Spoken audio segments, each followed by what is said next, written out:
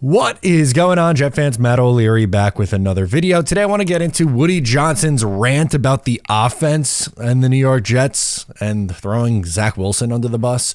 He was at the NFL Honors last night and he had a lot to say. All right, guys, the big game is here. 3 plays on Underdog Fantasy. Make sure to sign up with my code down below in the description. There's a link.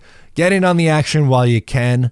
I'm excited for this game. So Isaiah Pacheco higher than 69.5 rushing yards is my first play. I think they're going to utilize him a lot in this game.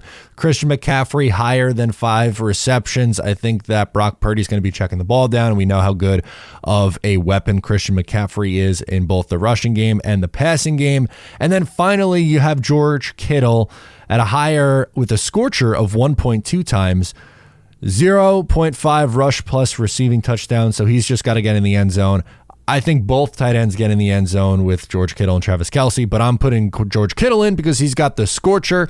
10 to win, 71.90. Get in on the action using my code over at Underdog Fantasy.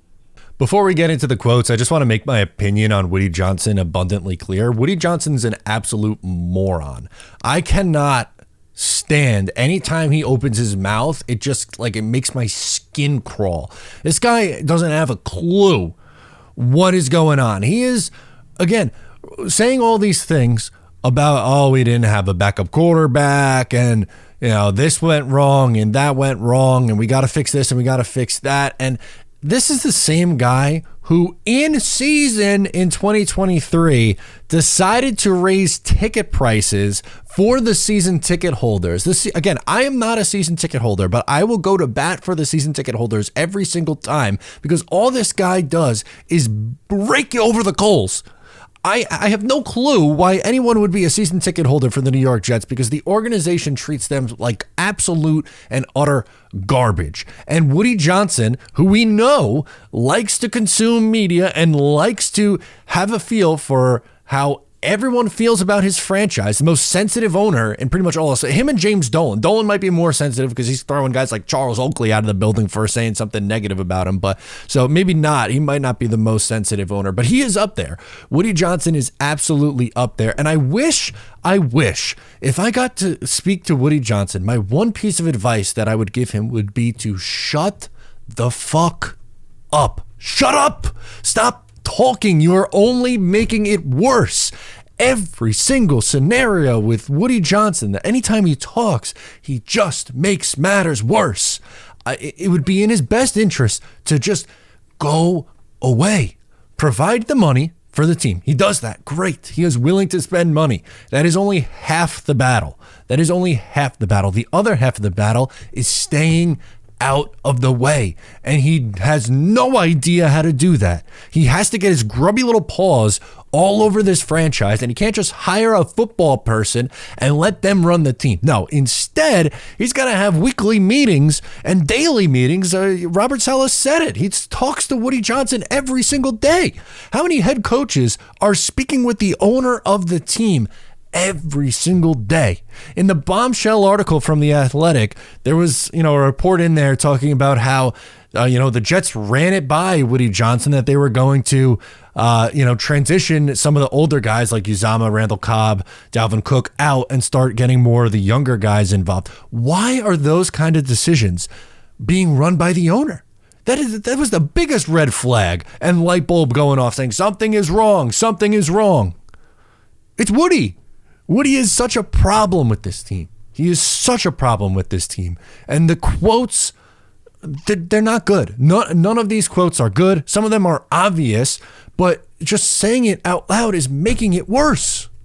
At the NFL Honors, the first one that we will get into is the quote was, "We need a backup quarterback. We didn't have one last year." Woody, hello.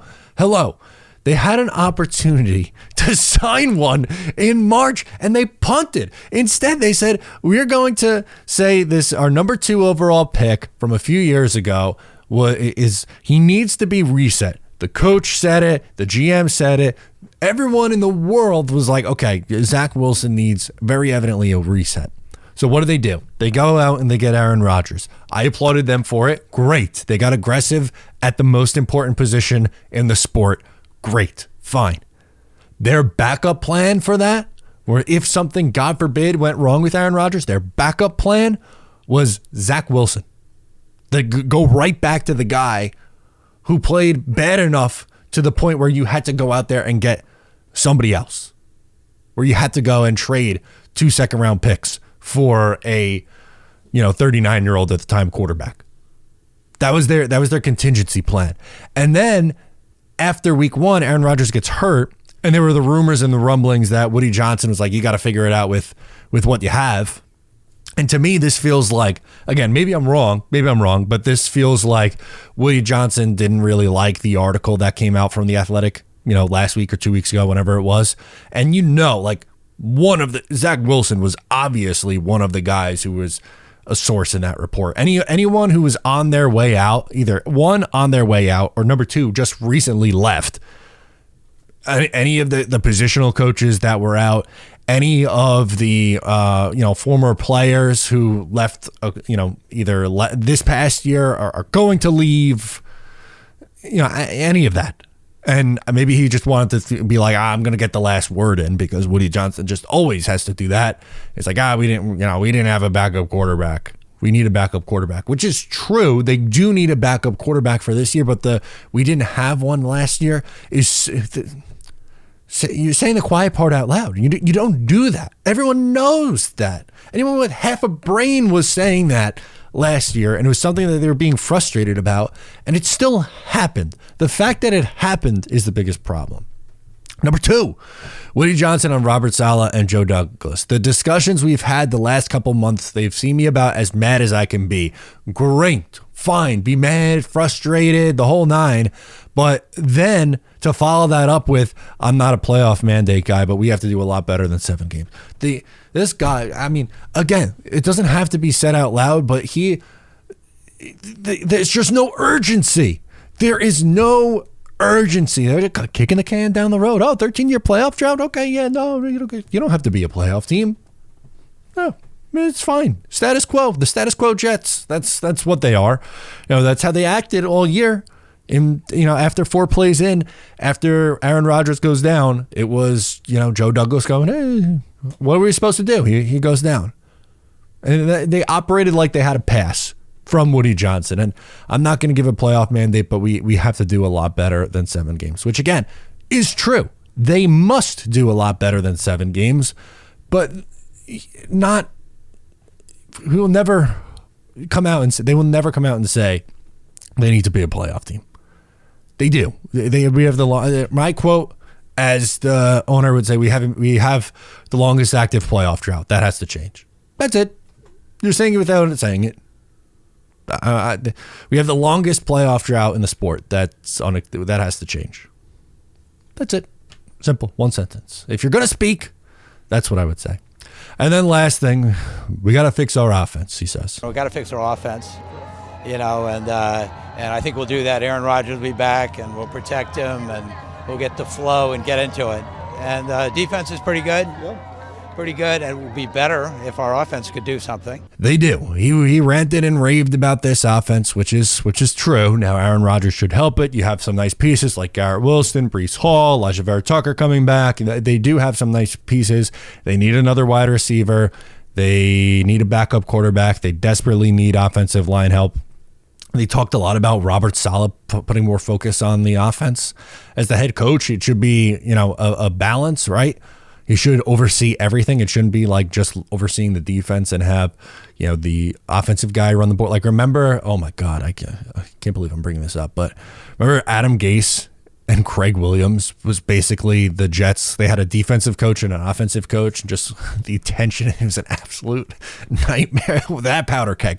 Holy shit. The Greg Williams and Adam Gase powder keg was just absolutely nuts going down memory lane here. Not so great memory lane here, but yeah, Woody Johnson, got to fix our offense. Thank you, Woody. Thanks for appreciated it as always. I am unbelievably frustrated with this guy. I really am. I don't think he's a good owner. I understand that people say, well, you get a few different arguments. Well, he's willing to spend money, which is true. That's only half the battle, and he likes to make things interesting. He likes to keep the Jets relevant. Well, it's not conducive to winning games at this point. They haven't won games in 13 years. They early on in his tenure, they did have success, so it's not impossible to win under Woody Johnson because he took over the team in 2000. They made the playoffs in 01, 02, 04, 06, 9, 10. You know, the first 10 years they were very good. When I first started watching the New York Jets in the early 2000s, they were good. They were making the playoffs pretty much every other year. You know, they were in the mix. Would much rather sign up for that. Didn't know the good times was that, you know, when they were relevant most years, right? They were. The first 15 years of my life, they were very relevant. They went to 3 title games in the first 15 years of my life. And then the second half of that, essentially the same thing. You copy paste. It's 13 years, but almost the same amount of time. They've been as irrelevant can be. So something has to change there. Something has to change. But let me know your thoughts on Woody Johnson's comments from the NFL honors down below in the comments. I'm Matt O'Leary. Subscribe if you're new. Give the video a like before you go, and I'll catch you next time.